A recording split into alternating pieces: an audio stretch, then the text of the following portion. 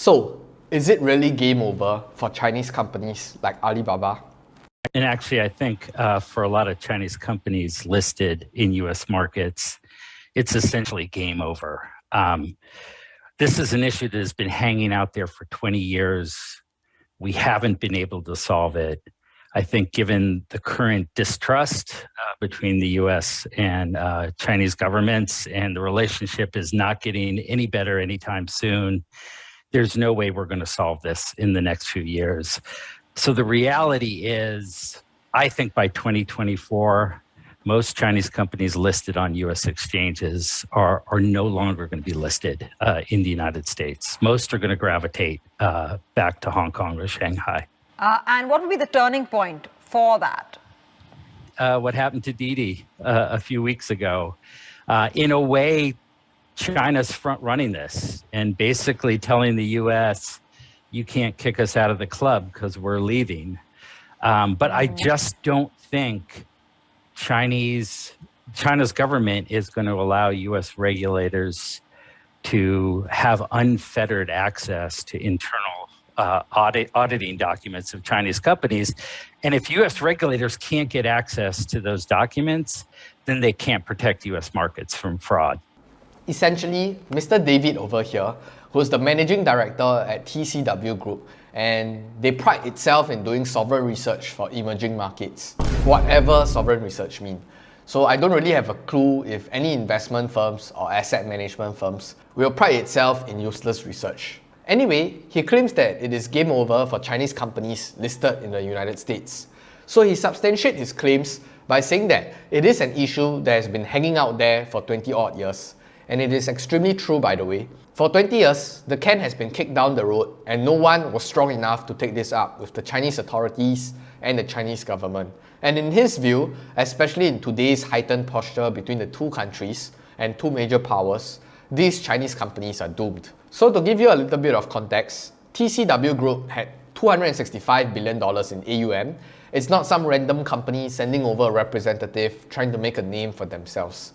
That said though, we should still evaluate the claim as it is, rather than all these attempts of trying to appeal to authority. Besides, let's not forget who just apologized for joking about the longevity of the CCP, despite his authority and position that he was in. So you still need the Chinese market, Mr. Diamond. Might want to be more careful in the future. This is just, of course, a friendly advice. Anyhow, this remark really comes after the SEC has finalized the rules and necessary details to implement a law that will allow the regulators to ban foreign companies listed in the US from trading if they do not comply with the requests for the different audit information.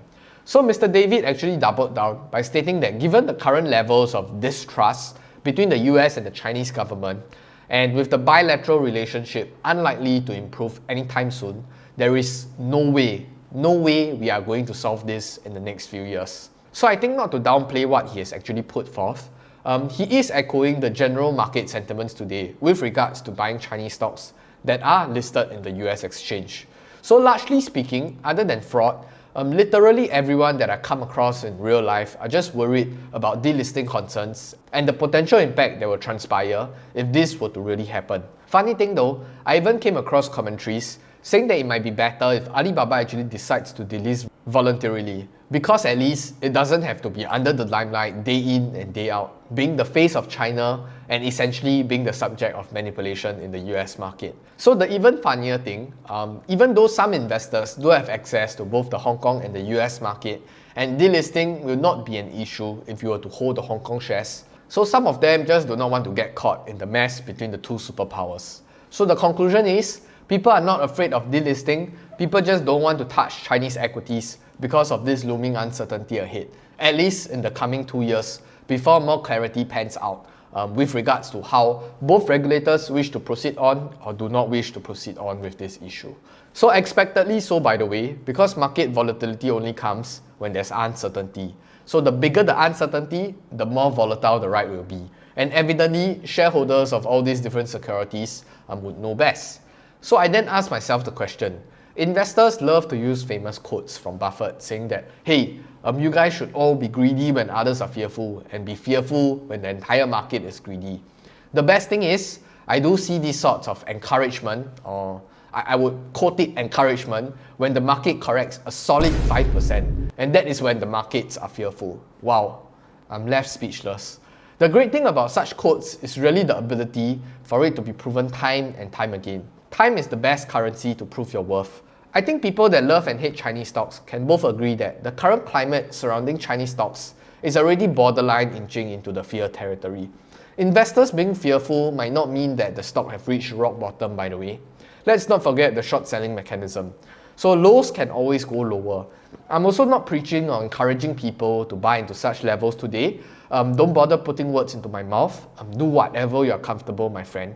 I'm just a random guy on the internet. But anyway, the mesmerizing thing about buying when others are fearful is really extremely counterintuitive.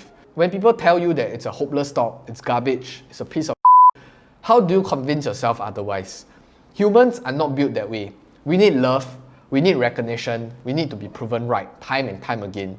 It's also quite evident that more and more Alibaba bulls are getting tired of all these different action-packed developments in China. But my sample size might be biased in my own community. So game over or not, I don't wish to belabor the point as well. For people that host the fervent belief that Chinese government is out to scam, VIE is one big sham, the numbers they report are all fake, then sure, by all means be my guest. For this group of people, I don't even know why are you still catching up with the news in this space. Maybe because you have a short position, but I would just recommend you to just move on with life.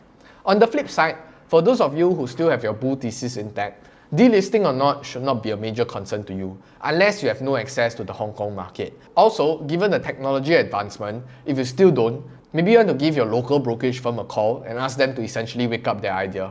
Jokes aside, I think like Li Lu mentioned, just maintain intellectual honesty is good enough.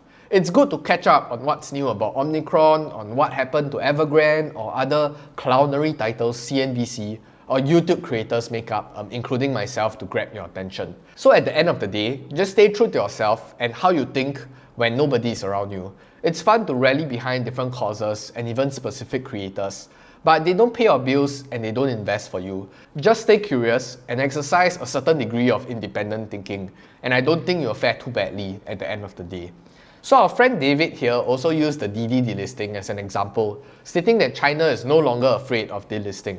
Instead, they use them as to show China's commitment and strength in carrying out the delisting themselves, essentially incapacitating US regulators' bargaining power. I do agree to a large extent the message China was trying to send across to the US regulators from the Didi's case, but Didi was really in a very unique circumstance. Rather than just saying that it was to show US their strength, it was also a signal to the rest of the local companies to comply with the regulation and recommendations by the regulators and to give it more thought when interacting with the Chinese regulators. This entire Didi delisting was really trying to kill two birds with one stone.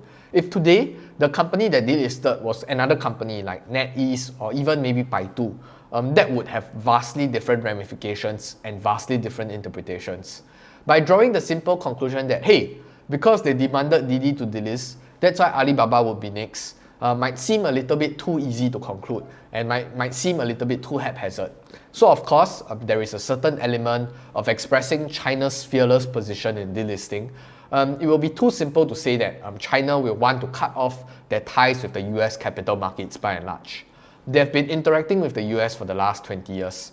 The dollar signs and privileges are not phony. I think the Chinese regulators and even the Chinese businesses themselves know of the different privileges and access they have to the US capital markets. So Mr. David went on to conclude that he doesn't think China's government is going to allow US regulators to have unfettered access to internal auditing documents of Chinese companies.